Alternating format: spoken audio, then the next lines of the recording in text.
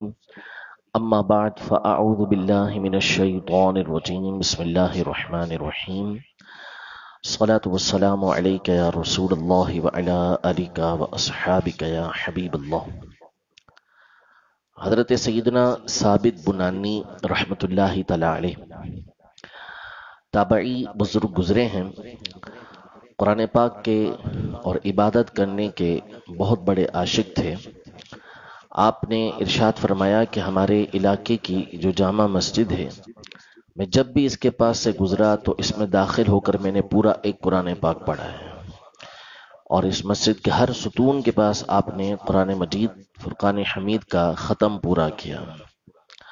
آپ اللہ پاک کی بارگاہ میں دعا کیا کرتے تھے کہ اللہ عز و جل اگر تو کسی کو قبر میں عبادت کی توفیق عطا فرماتا ہے تو مجھے بھی عطا فرمانا۔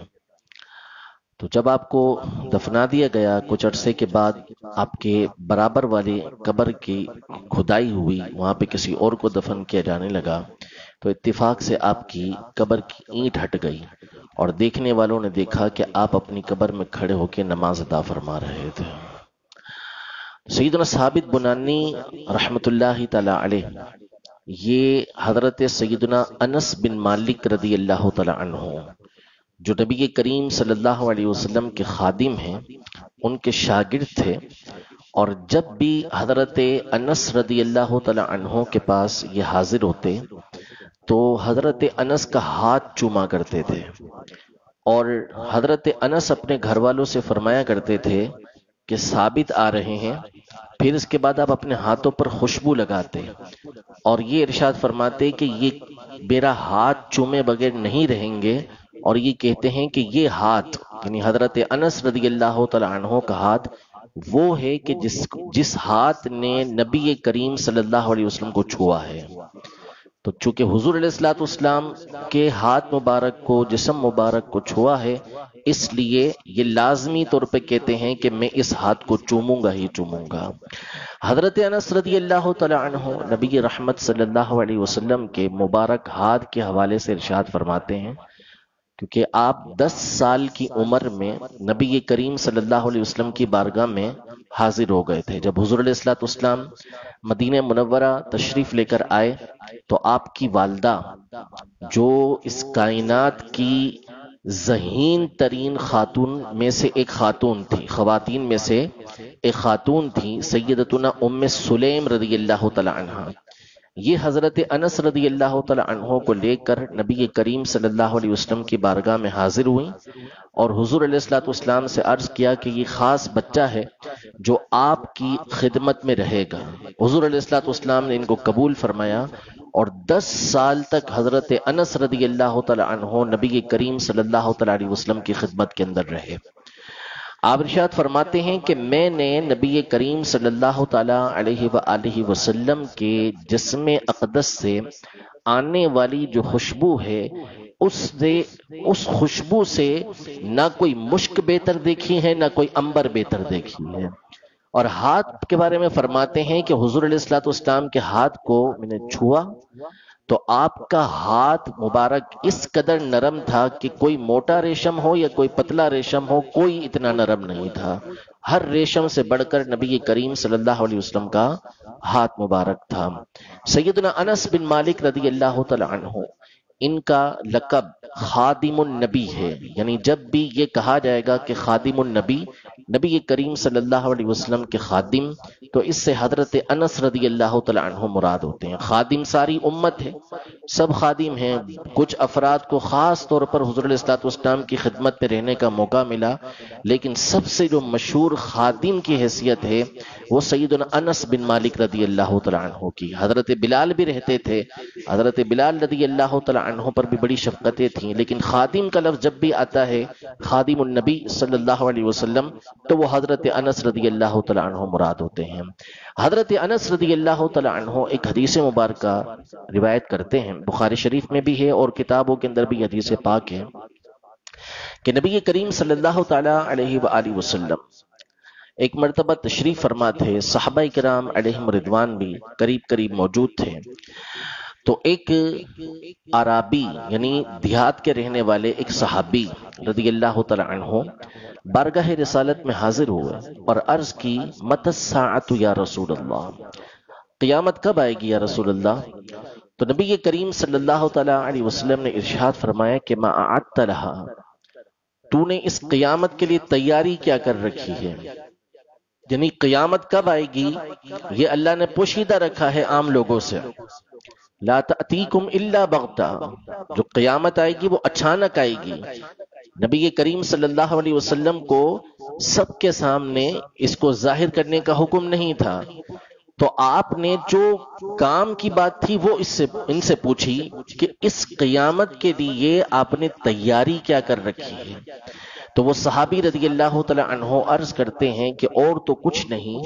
مگر اتنا ہے کہ انا احب اللہ ورسولہ، میں اللہ اور اس کے رسول سے محبت کرتا ہوں. علماء یہ ارشاد فرماتے ہیں کہ وہ صحابی تھے، ان سے یہ بات تو متصور ہی نہیں ہے، کوئی تصور ہی نہیں کر سکتا کہ وہ فرائض و واجبات کو چھوڑتے ہوں گے،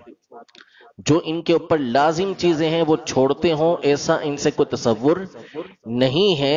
بہت زیادہ نفلی عبادتیں نہیں کرتے ہوں گے، اس لیے کہا کہ اور کچھ نہیں، یہ فرائض و واجبات سارے اپنی جگہ پر، لیکن اصل جو میرے پاس سرمایہ ہے وہ اللہ اور اس کے رسول کی محبت ہے. نبی کریم صلی اللہ تعالی علیہ وسلم نے ارشاد فرمایا ان کی بات سن کر کہ المرء مع من احب، آدمی قیامت کے دن اسی کے ساتھ ہوگا جس سے وہ محبت کرتا ہوگا. تو چونکہ تم اللہ اور اس کے رسول سے محبت کرتے ہو، یعنی مفہوم یہ نکلا، خلاصہ یہ نکلا کہ چونکہ وہ شخص جو تھے، وہ صحابی جو تھے، وہ نبی کریم صلی اللہ علیہ وسلم سے محبت کرنے والے تھے، تو قیامت کے دن نبی کریم صلی اللہ علیہ وسلم کے ساتھ ہوں گے. یعنی یہ ایک سبق ہے، درس ہے کہ جو جس سے محبت کرتا ہے قیامت کے دن اسی کے ساتھ ہوگا. جو انگریزوں سے محبت کرے گا، جو بدکاروں سے محبت کرے گا، جو فنکاروں سے محبت کرے گا، جو ایکٹروں سے محبت کرے گا، جو بدبختوں سے، گستاخوں سے محبت کرے گا، تو پھر وہ انہی کے ساتھ قیامت کے دن ہوگا. اور جو نبی کریم صلی اللہ علیہ وسلم سے محبت کرنے والا، انبیاء سے محبت کرنے والا، صحابہ سے محبت کرنے والا، اہل بیت کے ساتھ محبت کرنے والا ہوگا، تو قیامت کے دن ان کے ساتھ ہوگا. قرآن فرماتا ہے کہ ان پر اللہ کی نعمتیں ہیں. وَحَسُنَ أُولَئِكَ رَفِيقًا، اور قیامت کے دن یہ کتنے اچھے ساتھی ہوں گے. یہ انبیاء کرام علیہ السلام، صحابہ، صالحین، شہداء، اور دوسرے جو ہوں گے وہ جہنم کی آگ کے اندر جل رہے ہوں گے، جو کفار ہوں گے، بدکار، جن پر اللہ کا کرم نہ ہوا تو ان کے ساتھ وہ رک رہیں گے. اب یہاں پر جو نکتہ ہے وہ بہت خوبصورت ایک بات ہے جو میں نے پہلے بھی کئی دفعہ بیان کی ہے کہ حضرت انس بن مالک رضی اللہ تعالی عنہ فرماتے ہیں کہ میں نے اسلام کے بعد صحابہ کرام علیہم الرضوان کو اس دن سے زیادہ خوش نہیں دیکھا. یعنی جب اسلام لائے تو اس وقت کی جو خوشی تھی، نبی کریم صلی اللہ علیہ وسلم کی غلامی کی جو خوشی تھی وہ اپنی جگہ، اس کے بعد جو میں نے سب سے زیادہ خوش دیکھا ہے وہ اسی دن دیکھا تھا. وجہ کیا ہے؟ علماء یہ ارشاد فرماتے ہیں کہ چونکہ صحابہ کرام علیہم الرضوان یہ نبی کریم صلی اللہ علیہ وسلم کی صحبت کے لیے دنیا میں چنے گئے، اور ان کو دنیا کے اندر نبی کریم صلی اللہ علیہ وسلم کی زیارت کرنے کا شرف حاصل ہوا کہ ایمان کی حالت میں حضور علیہ الصلوۃ والسلام کو انہوں نے دیکھا. اور جس نے ایک بار نبی کریم صلی اللہ علیہ وسلم کو دیکھ لیا تو پھر وہ اسی بات کی تمنا کرتا ہے کہ ہمیشہ ان کو دیکھتا رہوں. یعنی صحابہ کرام علیہم الرضوان ان کو غم پریشانی ہوتی تھی، نبی کریم صلی اللہ علیہ وسلم کے چہرے کو دیکھ کر وہ غم اور پریشانی دور ہو جایا کرتی تھی. تو یہ صحابہ کرام علیہم الرضوان اس بات سے ڈرتے تھے کہ کہیں ایسا نہ ہو کہ نبی کریم صلی اللہ علیہ وسلم کی زیارت سے کسی وقت محرومی ہو. حضرت سیدنا معاذ بن جبل رضی اللہ تعالی عنہ، نبی کریم صلی اللہ علیہ وسلم نے ان کو یمن کی طرف قاضی بنا کر بھیجا، وہاں کا بڑا بنا کر بھیجا. یہ جا رہے تھے آرام سے حضور علیہ الصلوۃ والسلام کی نصیحتیں سن کر، اور ان کا مقام یہ تھا کہ نبی کریم صلی اللہ علیہ وسلم ان کی محبت میں ان کی سواری کے ساتھ ساتھ شہر کے باہر تک ان کو چھوڑنے کے لیے آئے. لیکن وہاں پہنچ کر نبی کریم صلی اللہ علیہ وسلم نے ایک بات ارشاد فرمائی کہ اے معاذ، ہو سکتا ہے کہ تم آئندہ مجھ سے نہ ملو۔ بس حضرت معاذ رضی اللہ تعالی عنہ کا یہ سننا تھا کہ آپ زاروں کی طرح رونے لگے۔ کیوں؟ اس لیے کہ نبی کریم صلی اللہ علیہ وسلم کی زیارت سے محرومی ہو جائے گی۔ حضرت انس رضی اللہ تعالی عنہ کی اس حدیث پاک کے تحت علماء فرماتے ہیں کہ چونکہ صحابہ کرام علیہم رضوان ہما وقت تو حضور علیہ الصلوۃ والسلام کی زیارت کرتے تھے، لیکن ان کو جو قلق تھا، ان کو جو ڈر اور درد تھا، وہ یہ تھا کہ قیامت کے دن نبی کریم صلی اللہ علیہ وسلم کی صحبت ملے گی یا نہیں ملے گی۔ دنیا میں تو اللہ نے یہ عطا فرما دیا کہ جب چاہیں نبی کریم صلی اللہ علیہ وسلم کے چہرہ مبارکہ کی زیارت کر لیں۔ دوسرے لوگوں کو یہ سعادت نہیں ملی۔ نبی کریم صلی اللہ علیہ وسلم ارشاد فرماتے ہیں، صحیح مسلم کی حدیث مبارکہ ہے کہ ایسے لوگ آئیں گے کہ جو اس بات کی تمنا کریں گے کہ ان کا سارا مال و اسباب، آل اولاد لے لی جائے اور ایک دفعہ میری زیارت کر لیں، مجھے دیکھ لیں۔ تو صحابہ کو یہ موقع ملا، لیکن ان کے دل کے اندر یہ تمنا رہتی تھی، یہ ڈر، یہ حسرت رہتی تھی کہ قیامت کے دن نبی کریم صلی اللہ علیہ وسلم کی زیارت سے مشرف ہوں گے، آپ کی صحبت ملے گی یا نہیں ملے گی۔ جب نبی کریم صلی اللہ علیہ وسلم نے یہ ارشاد فرمایا کہ آدمی اسی کے ساتھ ہوگا جس سے وہ محبت کرتا ہے، تو چونکہ ان کو اپنی محبت کے اوپر کامل اعتماد تھا، یقین تھا کہ ہمارے سب سے بڑھ کر محبوب نبی کریم صلی اللہ علیہ وسلم ہے، تو قیامت کے دن ہم انہی کے ساتھ ہوں گے۔ جب یہ درد، یہ قلق، یہ خوف دور ہو گیا کہ قیامت کے دن بھی حضور علیہ الصلوۃ والسلام کی صحبت ملے گی، تو اس دن صحابہ کرام علیہم رضوان کی خوشی کا ٹھکانہ نہیں تھا۔ اللہ رب العزت جل وعلا ہم سب کو بھی نبی کریم صلی اللہ تعالی علیہ وسلم کی سچی عقیدت، محبت نصیب فرمائے۔ ہماری نسلوں کو بھی اللہ تبارک و تعالی بد مذہبی سے، بد عقیدگی سے محفوظ فرمائے، مسلک اعلی حضرت پر قائم و دائم رہنے کی توفیق عطا فرمائے۔ اللہ پاک ہمیں صحابہ اور اہل بیت کی تعظیم و تکریم کی توفیق عطا فرمائے۔ آمین بجاہ النبی الامین صلی اللہ تعالی علیہ وآلہ وسلم۔